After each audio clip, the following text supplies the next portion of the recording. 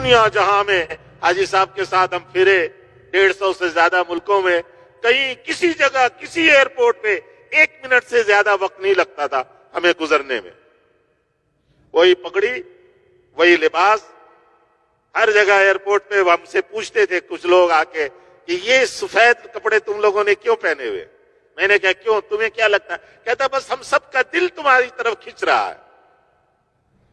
یہ گرو کون ہے؟ یہ بڑے، ہمیں ان کا پاؤں چھونے دو. کوئی کہتا ہمیں ان کا ہاتھ چومنے دو، کوئی کہتا ایک تصویر لینے دو.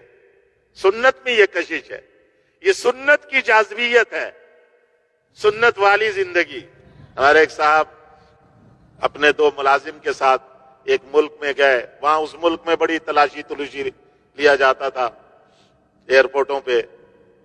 تو وہ 2 ملازم جو ہے وہ اس ملک کے لباس پہن کر اور بار بار اپنے مالک سے کہیں کہ صاحب آپ بھی اگر ہماری طرح لباس پہن لیتے تو اچھا ہوتا، آپ کی وجہ سے ہمیں وہاں تاخیر ہو جائے گی.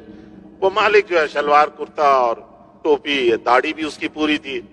وہ کہے یار اللہ مالک ہے، کوئی بات نہیں. یہاں سے جاتے ہوئے اس نے حاجی صاحب سے کچھ دعائیں وغیرہ پوچھ لی تھی. حاجی صاحب نے دعائیں بتلا دی تھی کہ یہ دعا پڑھتے رہنا. وہ اپنا دعائیں پڑھتا گیا. کہتا ہے جب وہاں ہم پہنچے، وہ ہر تھوڑی دیر بعد آ کے کہیں کہ صاحب آپ اگر لباس بدل لیتے، ہمارا والا ہمارے پاس ہے، ایک سوٹ پہن لیں. وہ کہتے نہیں یار اللہ مالک ہے، اللہ مالک، اللہ مالک. کہتے وہاں پہنچ گئے. جب پہنچے تو اس نے کہانی سنائی کہ ایئرپورٹ پہ جب ہم لائن میں کھڑے تھے تو جو خاتون امیگریشن میں وہاں آگے بیٹھی ہوئی تھی، اس نے یوں لائن کو دیکھا تو دیکھتے میرے اوپر اس کی نگاہ ٹک گئی اور مجھے انگلی کی اشارے سے اس نے یوں کہا باہر ہو جاؤ، باہر ہو جاؤ. تو اب وہ جو میرے دونوں ساتھی تھے سوٹ والے، وہ ان کے مینیجر تھے اور ان کے پاس نیشنلٹی بھی کسی اور ملک کی تھی، پاکستانی نہیں تھی. اس کے پاس تو پاکستانی.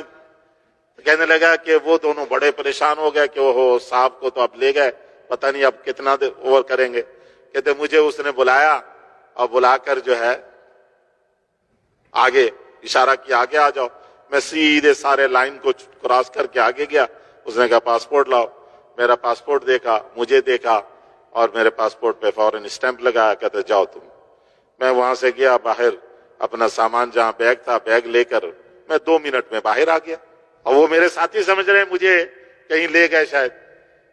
انہوں نے دیکھا میرا پاسپورٹ کہ ایک آدمی کے ساتھ مجھے بھیج دیا انہوں نے. تو مجھے تو بھیجا انہوں نے سامان کے پاس، میں سامان لے کر باہر آ گیا. پھر مجھے خیال آیا کہ باہر میں ان کا انتظار کروں تو یہ اچھا نہیں ہے. ہوٹل میں جانا ہے تو ہوٹل ان کو بھی پتا، وہ آ جائیں گے. میں اپنا ہوٹل پہنچ گا. وہ گھنٹوں بعد آئے اور آ کر سر ان کے جھکے ہوئے، کیونکہ ان کا تو سارے کپڑے شپڑے اتور کے انہوں نے پوری اچھی طرح جیسا وہ لیتے تھے وہ اس طرح انہوں نے ان کی تلاشی لی، مشینوں میں گزارا، پتہ نہیں کیا کچھ کیا ان کو. تو میں نے اسے کہا، میں نے کہا یہ تیرا کمال نہیں ہے. وہ مجھے کہانی سنا رہا تھا کہ یہ ہوا اور وہ شرمندہ. اسے نے کہا میں نے تجھے کہا نہیں تھا کہ اللہ مالک ہے؟ تجھے پتہ ہی نہیں کہ ان لباس میں کیا طاقت، حضور صلی اللہ علیہ وسلم کی سنت لباس میں کیا قوت، کیا کشش ہے. اس عورت کو کیا تھا کہ پورے لائن میں سے ایک آدمی کو باہر نکال کے اپنے پاس بلا رہی. حضور کی سنت داڑھی میں کشش ہے، حضور کے لباس اور ٹوپی میں کشش ہے، جاذبیت ہے. یہ دلوں پہ قبضہ کر لیتی.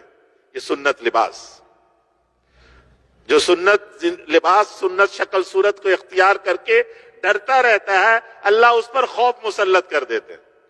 اللہ اس پر خوف مسلط کر دیتے. اور ہم نے دیکھا سب جگہ. میں نے بتایا نا کہ 1 سے 2 منٹ ہمیں نہیں لگتا تھا. اس لیے کیا فرمایا؟ حسنت علانیت، جو اعلانیہ اعمال ہم کریں وہ خوبصورت بنا کر پیش کریں. ایسا خوبصورت بنائے کہ لوگوں کے دل کھنچے اس کی طرف.